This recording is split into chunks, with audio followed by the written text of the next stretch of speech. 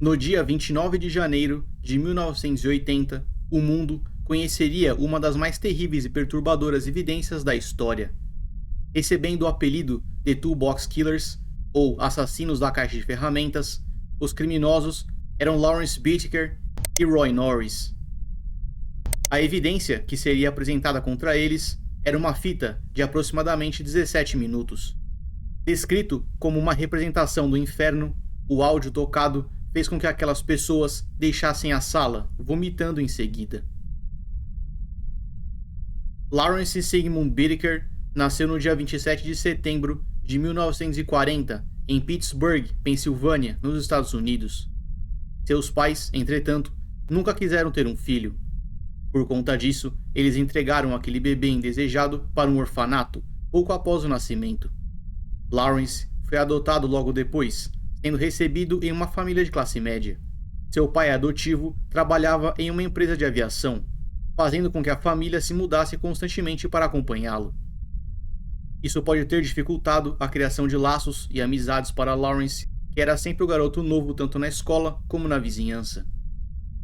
Logo aos 12 anos de idade, entre uma mudança e outra, o jovem foi preso por furto, e pelos próximos 4 anos ele continuou sendo levado à delegacia pelo mesmo motivo, diversas vezes.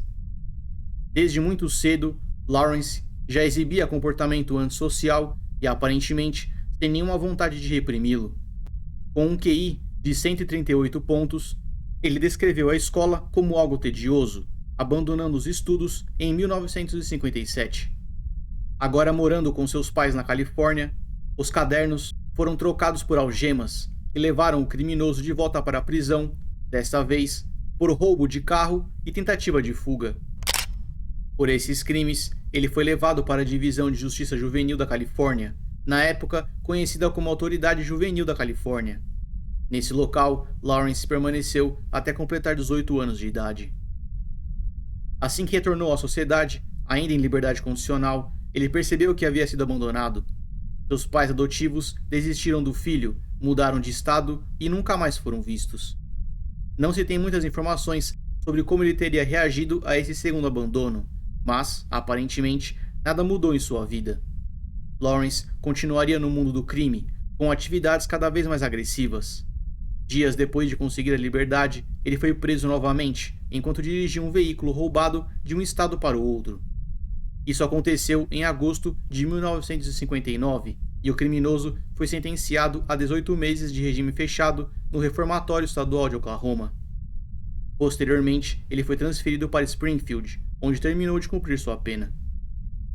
Em 1960, ele foi solto e já no ano seguinte voltou novamente para a prisão por roubo.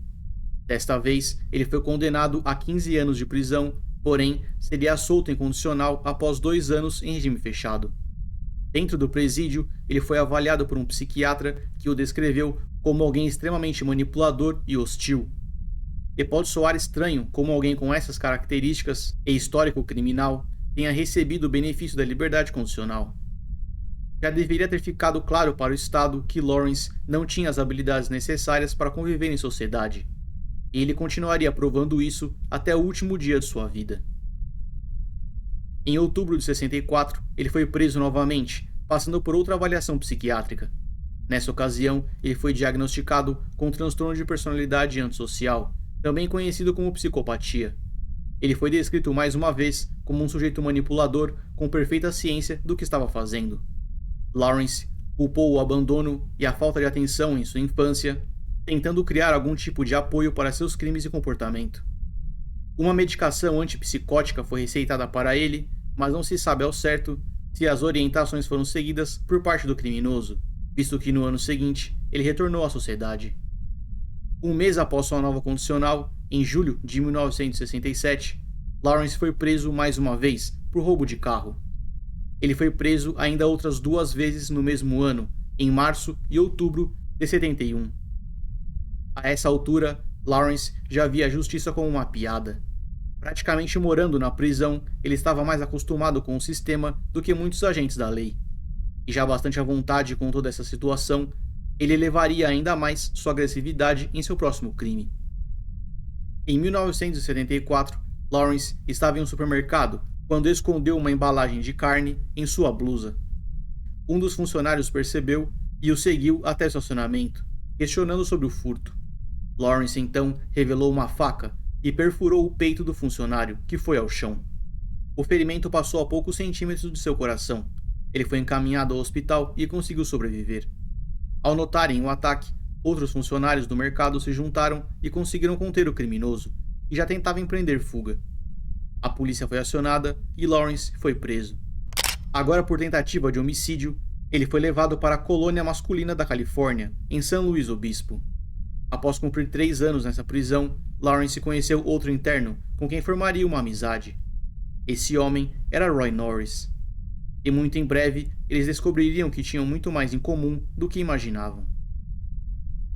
Roy Lewis Norris nasceu no dia 5 de fevereiro de 1948 em Greeley, Colorado, nos Estados Unidos. Seu pai trabalhava em um ferro velho e sua mãe era dependente química. Aquela criança foi o fruto de uma união não oficial, com o casamento sendo realizado apenas por pressão social após a gravidez. Roy viveu algum tempo com seus pais, porém, por conta de abandono e maus tratos, o Estado retirou a criança daquela casa, colocando-a em um orfanato. O menino foi adotado, porém, retornou ao orfanato novamente. Isso aconteceu mais de uma vez, com Roy sempre sendo resgatado pelo Estado. Nos lares pelos quais passou, ele não recebia comida ou roupas decentes, sendo negligenciado por seus pais adotivos. E não fica muito claro como famílias, sem condições de criar uma criança, conseguiam levar para casa aquele garoto. Mas de alguma forma o fizeram. No futuro, Roy ainda declarou ter sido abusado por uma dessas famílias. Porém, não há como confirmar essa afirmação. O abandono e descaso familiar era a primeira coisa em comum entre ele e seu futuro amigo Lawrence, e não seria a última. Sem conseguir um lar, Roy retornou para a casa de seus pais biológicos, descobrindo que tinha uma irmã. Aos 16 anos de idade, ele fez comentários de teor sexual para uma parente, resultando em ameaças de espancamento por parte de seu pai. Roubando o carro desse homem, Roy fugiu de casa e tentou tirar a própria vida. Essa tentativa falhou e ele foi encontrado pela polícia, sendo levado de volta para casa. Tanto Roy como sua irmã eram constantemente lembrados por seus pais, e ambos foram frutos de gravidez indesejada. O casal também explicou que estavam juntos apenas por aparência, declarando que iniciariam o divórcio quando os filhos chegassem à adolescência. Uma mensagem difícil de ser entregue e que talvez não tenha sido feita da melhor forma. No ano seguinte, Roy largou a escola e se alistou na Marinha dos Estados Unidos. Ele permaneceu em San Diego em 1965 e foi transferido em 69 para o Vietnã. Entretanto, ele não participou de combate direto nessa ocasião. Em novembro de 1969, Roy foi preso por estupro e tentativa de estupro. Nessa ocasião, ele foi avaliado por psiquiatras e recebeu o diagnóstico de transtorno de personalidade esquizoide. Um indivíduo com essa condição tem a sua capacidade de se relacionar com outros limitada de forma significativa. Esse transtorno é caracterizado por um padrão generalizado de distanciamento e desinteresse geral pelos relacionamentos sociais. Os sintomas costumam aparecer no início da fase adulta e são ligeiramente mais comuns entre homens. Roy foi desligado da Marinha, recebendo uma marcação por problemas psicológicos. Em maio de 1970, já fora da prisão, após pagar a fiança, Roy atacou outra mulher, uma estudante no campus da Universidade Estadual de San Diego. Sem dizer nada, ele se aproximou e, com uma pedra, atingiu a cabeça da garota por trás, até que ela caísse. Com seu joelho sobre a lombar da moça, Roy segurou a cabeça da vítima e a chocou contra o asfalto várias vezes. Apesar de sofrer graves ferimentos, essa jovem conseguiu sobreviver. Roy foi preso pelo ataque e encaminhado ao Hospital Estadual Atascadero, um local dedicado a criminosos com algum tipo de doença ou transtorno mental. Em 1975, os médicos declararam que ele não era mais um perigo para a sociedade, concedendo a liberdade para Roy. Um erro que seria pago com muito sofrimento no futuro. 3 meses após sua soltura, o criminoso dirigia sua moto quando se aproximou de uma mulher em seus 27 anos. Ele a convidou para subir em sua moto, mas ela recusou. Furioso, Roy puxou a moça pelo cachecol, dizendo a ela suas reais intenções. A mulher foi arrastada até um local escondido e, com medo, não resistiu aos avanços do criminoso. Assim que se viu livre de Roy, essa moça acionou a polícia e deu aos agentes a placa do veículo. Essa moto foi localizada e o indivíduo identificado. Após reconhecimento, Roy foi preso novamente. Ele foi enviado para a colônia masculina da Califórnia em São Luís Obispo, o mesmo local onde estava seu futuro melhor amigo, Lawrence Bittaker. Rapidamente, os dois deram início a uma amizade. Amizade essa que seria melhor que nunca tivesse acontecido. Dentro da prisão, os dois começaram a alimentar pensamentos perturbados sobre sequestrar, estuprar e matar mulheres. O plano da dupla era assassinar uma garota para cada idade, dos 12 aos 19 anos. Essas ideias terríveis foram alimentadas por entre as grades, que infelizmente não estavam fechadas para sempre. No dia 15 de outubro de 1978, Lawrence recebeu a liberdade.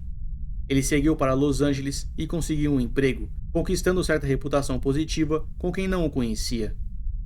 Em 15 de janeiro de 79, foi a vez de Roy voltar para as ruas.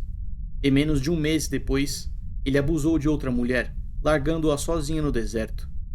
Predadores como Roy dificilmente lutam contra os próprios impulsos. Atualmente nos Estados Unidos, indivíduos com esse histórico podem entrar em uma lista de monitoramento do Estado, precisando se apresentar de tempos em tempos na justiça. Já há algum tempo, se discute por lá sobre agressores como Roy precisarem usar uma placa de cor diferente em seus veículos, o que ajudaria na identificação de criminosos dessa natureza.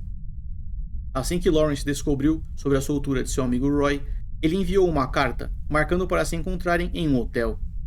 Nenhum dos dois tinha se esquecido dos planos desenhados na prisão, e a hora de torná-los realidade havia chegado.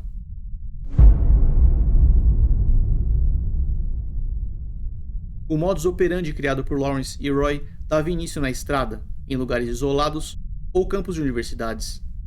O objetivo era sequestrar garotas, se forçar nelas e, em seguida, assassiná-las. O veículo escolhido pela dupla foi uma van GMC Prata, 1977. Esse carro foi escolhido pelo seu espaço interno, que seria transformado em uma câmara de tortura. Instalando uma cama dentro dessa van, Lawrence e Roy sempre mantinham bebidas, comidas e drogas debaixo dessa cama. Dentro do veículo havia também uma caixa de ferramentas, objetos esses que seriam usados pelos criminosos para torturar suas vítimas, dando a eles também o apelido pelo qual ficariam mais conhecidos: Toolbox Killers, ou os assassinos da caixa de ferramentas. Lawrence e Roy ainda deram um nome para esse veículo, chamando-o The Murder Mac. De fevereiro a junho de 1979, a dupla deu carona para mais de 20 mulheres. Porém, nenhuma delas foi atacada. Essas caronas foram utilizadas para que os criminosos se adaptassem e ficassem confortáveis com o processo, enquanto apreendiam caminhos e rotas para lugares isolados. Uma estratégia utilizada também pelo serial killer Edmund Kemper, que tinha um modus operandi bastante semelhante. Em algum momento nessa época, Lawrence se casou com uma mulher, construindo a famosa máscara social de todo assassino em série. O que significa que enquanto esse planejamento e crimes eram cometidos, sua esposa estava em casa sem saber de nada. Em abril daquele ano, Lawrence e Roy encontraram as estradas da montanha Glendora e decidiram que seria para lá que levariam suas vítimas. No dia 24 de junho de 1979, Lucinda Lynn Schaefer, de 16 anos, por vezes chamada de Cindy, estava saindo da igreja aproximadamente às 19 horas e 46 minutos. A jovem voltava para casa quando uma van prata se aproximou. Determinados a sequestrar Cindy, os criminosos aceleraram, estacionando o veículo pouco à frente. Lawrence permaneceu ao volante enquanto Roy desceu da van. Ele puxou a garota à força, arrastando-a para dentro do carro. Lawrence ligou o rádio no volume máximo para abafar os gritos de socorro, enquanto seu parceiro Roy amarrava e amordaçava a jovem. No caminho até a montanha, Cindy parou de lutar e gritar. Segundo os criminosos, a moça parecia ter entendido o que estava para acontecer, exibindo um autocontrole espetacular. Já entre as montanhas e longe de todos, Cindy foi abusada por Roy e depois por Lawrence. Sem reação, como se fosse um ser inanimado, a jovem perguntou em certo momento se eles a matariam. A resposta que recebeu foi de que não. Ainda duvidando, ela fez um último pedido: que eles dessem a ela um segundo para orar antes de morrer. Roy tentou estrangular Cindy por aproximadamente 45 segundos, mas não conseguiu. Havia algo no olhar da moça que fez com que o criminoso corresse para fora da van e vomitasse. Tomando a frente, Lawrence tirou a vida de Cindy via estrangulamento, negando à jovem seu último pedido para orar. Seu corpo foi enrolado em uma cortina de plástico e jogado nas proximidades. Aquela foi a primeira vítima da dupla de serial killers, que individualmente já vinham de uma vida inteira de crimes. A segunda vítima foi Andrea Joy Hall, de 18 anos, assassinada no dia 8 de julho de 1979. Após ser sequestrada e violentada, essa moça sofreria ainda mais barbaridades do que Cindy. Abrindo a caixa de ferramentas, os criminosos torturaram aquela mulher com diversos itens diferentes. Entre eles, um alicate que era usado para torcer e remover pedaços e um picador de gelo, que era introduzido no ouvido ou peito da vítima. Por fim, Andrea foi estrangulada e seu corpo foi lançado de um penhasco. É difícil descrever em palavras as ações daqueles assassinos, e é impossível imaginar toda a dor que as vítimas sofreram. O Estado teve inúmeras oportunidades para manter ambos, Lawrence e Roy, presos para o resto da vida, mas não o fizeram. E o preço foi pago em sangue, por pessoas inocentes que foram torturadas até a morte. No dia 13 de setembro daquele ano, os criminosos encontraram suas próximas vítimas. Jack Doris Gillian e Jacqueline Lea Lamp estavam em um ponto de ônibus, a caminho da praia, quando foram abordadas por uma van prata. Após aceitarem a carona, elas foram sequestradas e levadas para a montanha, assim como as outras. Pelos próximos 2 dias, ambas foram agredidas e violentadas. Lawrence ainda tirou diversas fotos das moças nuas em poses sensuais, bem como tirou também fotos delas com roupa ao seu lado. Extremamente perturbados, Lawrence e Roy trouxeram o inferno para a vida de suas vítimas. Por fim, ambas foram assassinadas por estrangulamento e fortes traumas na cabeça, realizado com um martelo. A última vítima da dupla foi Shirley Lynette Ledford, de 16 anos, sequestrada no dia 31 de outubro de 1979, enquanto pedia carona em um posto de gasolina. Assim como as outras, ela foi levada para a montanha, permanecendo amarrada dentro da van. A agressividade dos criminosos aumentava a cada vítima, assim como suas fantasias perversas. Além das fotos e vídeos, agora eles tiveram a ideia de gravar em áudio enquanto cometiam os ataques. Ligando um gravador, Lawrence deu início a uma série de agressões. Ele começou com provocações antes de forçar Shirley a se relacionar com ele, entre agressões e humilhações. Com gritos cada vez mais desesperadores, a moça foi torturada com um alicate das formas mais terríveis que se possa imaginar. Em seguida, foi a vez de Roy repetir os mesmos atos com a vítima. Reclamando que ela não estava gritando tanto como fez com Lawrence, Roy pegou um martelo e acertou o cotovelo de Shirley repetidas vezes, arrancando da moça gritos desesperadores. Já no fim da gravação, é possível ouvir uma última frase dita pela vítima: "Vai logo, apenas me mate." Shirley é estrangulada até a morte e a gravação é encerrada. O corpo da jovem foi jogado na frente de uma casa aleatória para ser encontrado. Os criminosos queriam ver como a mídia iria reagir àquele assassinato, encontrando algum tipo de prazer naquilo. Segundo Roy, em seu interrogatório no futuro, Lawrence sempre colocava a fita do último ataque para tocar no carro durante os trajetos, mesmo quando não estavam com nenhuma vítima na van, sugerindo que ele de fato sentia algum prazer no sofrimento daquelas mulheres. Ambos já haviam passado do ponto de recuperação, e era questão de tempo até que encontrassem a próxima vítima. Nessa época, o corpo de Shirley tinha sido o único encontrado, com todas as outras garotas constando ainda como desaparecidas. Foi quando Lawrence reencontrou um amigo que conheceu em uma de suas estadias na prisão. Esse homem era Joseph Jackson, e eles se reencontraram em novembro de 1979. Lawrence, assim como outros assassinos em série, queria se gabar pelos crimes cometidos. Ele então contou para esse amigo, com detalhes, a forma como matou aquelas mulheres, além de lhe mostrar fotos de algumas vítimas. como se quisesse reconhecimento por seus feitos. Joseph não pareceu tão animado, entrando em contato com seu advogado. O profissional orientou que seu cliente fosse até a polícia para fazer uma denúncia, e assim foi feito. A investigação começou e o detetive responsável logo encontrou outro caso em aberto. Em 30 de setembro, uma mulher chegou à delegacia para reportar um sequestro. Ela teria sido raptada por 2 homens caucasianos, em seus 30 anos, que estavam em uma van prata. Após ser atacada por ambos, eles optaram por libertar essa mulher. Uma descrição muito parecida com a de Joseph, o amigo de Lawrence. A polícia então apresentou algumas fotos dos criminosos para a vítima, que reconheceu ambos instantaneamente.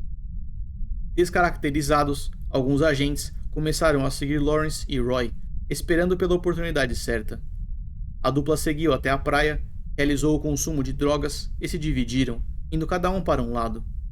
Os policiais também se dividiram, decidindo que era a hora. No dia 20 de novembro de 1979, Lawrence Bittaker e Roy Norris foram presos.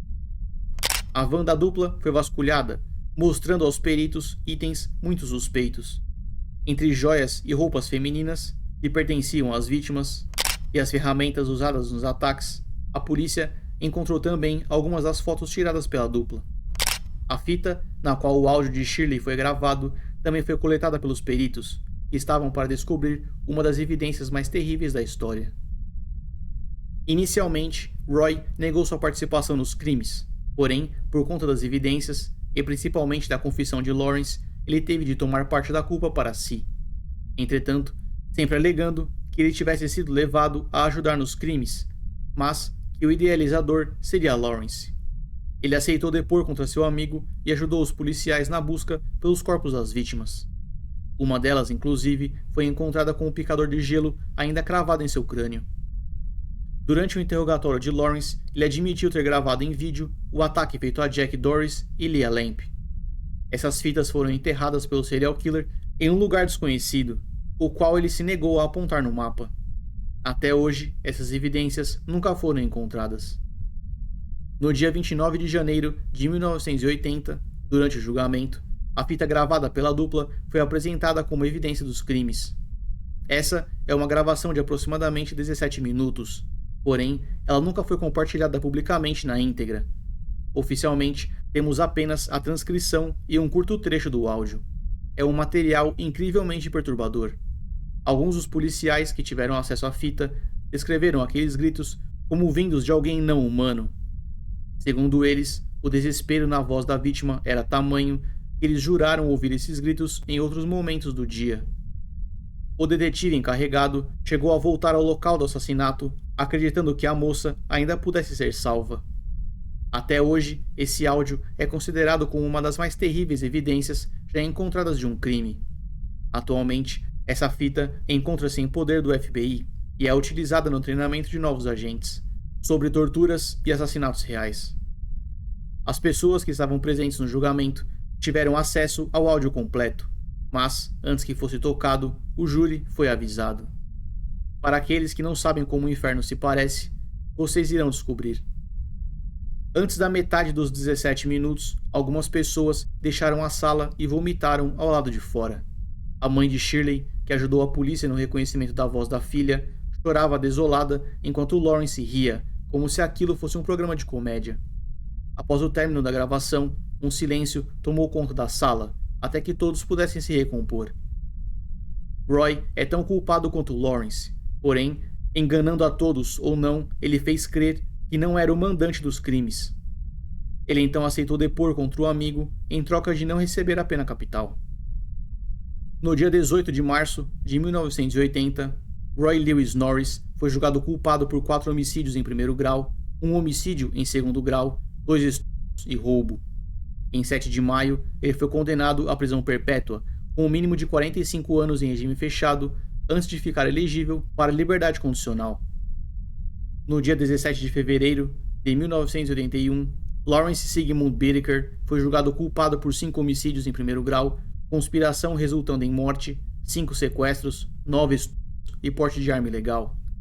Em 24 de março, ele foi condenado à pena capital. Enquanto ele estava no corredor da morte, Sua esposa pediu o divórcio. Nessa mesma época, Lawrence deu algumas entrevistas, nas quais nunca demonstrou remorso ou empatia. Segundo ele mesmo, a dupla foi presa enquanto estava apenas vivendo sua vida. Ao longo dos anos, Lawrence processou o Estado mais de 40 vezes, pelos mais diversos motivos. Entre eles, ele declarou ser alvo de punição incomum e crueldade, quando lhe foi servido um biscoito quebrado e um lanche partido. Lawrence não fazia isso apenas por deboche. Ele fazia porque conhecia o sistema. Um interno que ainda estivesse envolvido em processos não poderia ser executado pelo Estado. Suas apelações e acusações de crueldade por um biscoito quebrado foram capazes de adiar a data de sua execução 3 vezes. O que pode ser bastante revoltante. Roy chegou a solicitar pela liberdade condicional mais de uma vez. Porém, todos os seus pedidos foram negados. Em dezembro de 1987, aos 39 anos de idade, Paul Bynum, o detetive responsável pelo caso, tirou a própria vida. Ele deixou uma carta de 10 páginas explicando sobre como os crimes de Lawrence e Roy afetaram sua sanidade. O procurador, Stephen Kay, acordou de madrugada ao longo de 2 anos, correndo até a van para salvar aquela mulher. Isso após a prisão de ambos os criminosos. O conteúdo daquela fita ficou para sempre marcado na memória daqueles que a escutaram, e infelizmente nem todos conseguiram suportar. No dia 13 de dezembro de 2019, aos 79 anos de idade, Lawrence Bittaker faleceu por causas naturais, enquanto aguardava por sua execução dentro da prisão estadual San Quentin. No dia 24 de fevereiro de 2020, aos 72 anos de idade, Roy Norris faleceu de causas naturais, dentro da instalação médica da Califórnia.